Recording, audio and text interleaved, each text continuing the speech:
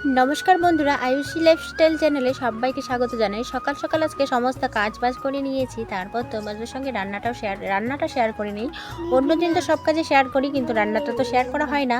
তো এখানে পেঁয়াজ, রসুন, আদা ঘষে নেই। আজকে রান্না করব ডিম নিয়ে আসছি দোকান থেকে, তো তোমাদেরকে দেখাইনি। রান্না করার সময় সব কিছু শেয়ার করব।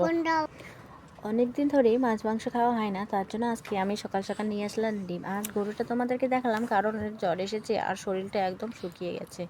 বেচারা পশু মানুষ তো বলতে পারে না, তো শরীর দেখে আর কি বুঝছে। কালকে যখন নিয়ে গেছিলো দোলাবাড়িতে তখন তো একটু একটু করে হাঁটাহাঁটি করছিল। কালকে যখন নিয়ে গেছিলো ঘাস খাওয়াইতে নদীর পাড়ের সাইডে, তারপরে আমি চলে আসলাম ঘরে এসে ঘরটা না, টেবিলগুলো মোছামুছি করছি। কারণ একদিন পর পর আমি টেবিল মোছামুছি করি, কারণ টেবিলগুলো একদমই কালো হয়ে গেছে।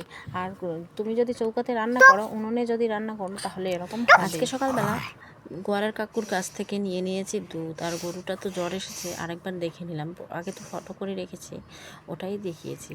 তারপরে এখানে আগে তো ঘষে রেখেছি আদা বাটা, তারপর রসুন বাটা আর পেঁয়াজ বাটা। এখানে দিয়ে দিয়েছি লঙ্কার গুঁড়া, জিরার গুঁড়া, হলুদ দিয়ে মেখে নিলাম। তারপরে আমার এখানে ভাতও হয়ে গেল, আর আমি সিদ্ধ করা ডিমগুলো নামিয়ে রেখেছি ডেস্কি থেকে। তারপরে এখানে ডিমগুলা ছুলে নিই।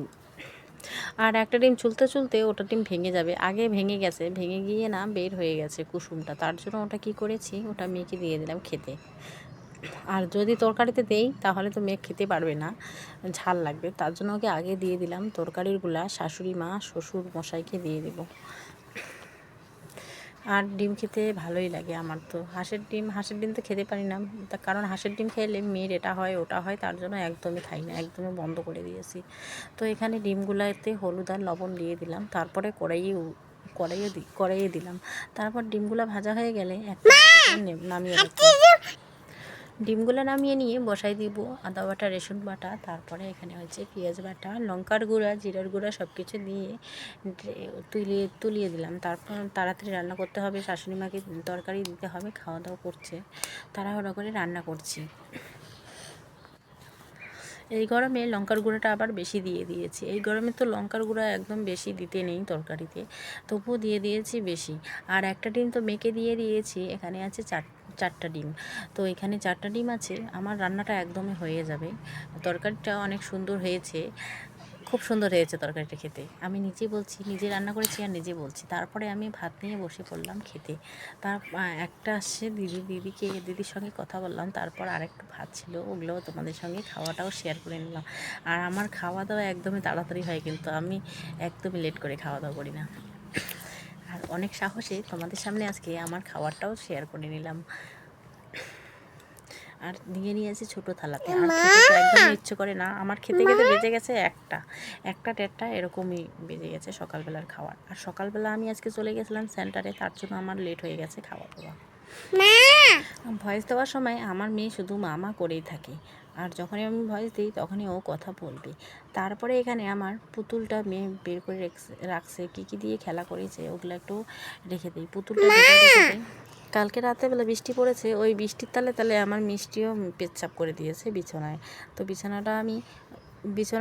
বিছানা চাদরটা ধুয়ে দিয়েছি, আর তোষকটা বাইরে শুকাতে দিয়েছি। ওটা তো আগেই বিছিয়ে রাখছি, না হলে তো মেয়ে তো ওইখানে থাকবেই না বিছানায়, তার জন্য বিছিয়ে রাখছি তোষকটা আর প্লাস্টিকটা। আর বিছানার তোষকটা যদি আমি শুকাইতে দিই তাহলে একদম ফুলে যায়, আর ভালো লাগে আর কি, গদির মতো হয়ে যায়। তারপরে বিছিয়ে দিয়েছি, বিছানার চাদরটাও বিছিয়ে দিলাম। আর এখন বর্ষাকাল, আর আমাদের তো মাটির ঘর।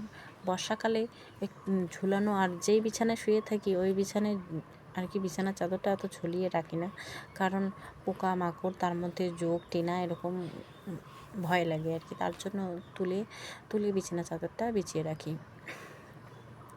আর আমি যেগুলা কাজ করছি, আমার মেয়েও ওগুলা কাজ করছে, আর বলছে আমিও পারি এগুলা কাজ করতে, আমাকেও আমি করি, এভাবে বলে।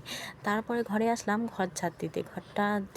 ঘরে চিনি ফেলেছে, আর যদি ঝাড়টা দিয়ে ফেলে দেই তার না হলে পিঁপড়া ধরবে।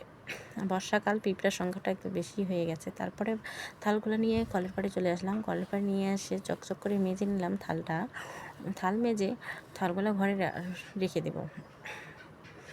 আর সকাল সকাল তোমাদের সঙ্গে তেমন কিছুই আমি শেয়ার করতে পারিনি, সকালবেলা পুরো বৃষ্টি বৃষ্টি হয়েছিল। আর সামনে পিছনে তো কলে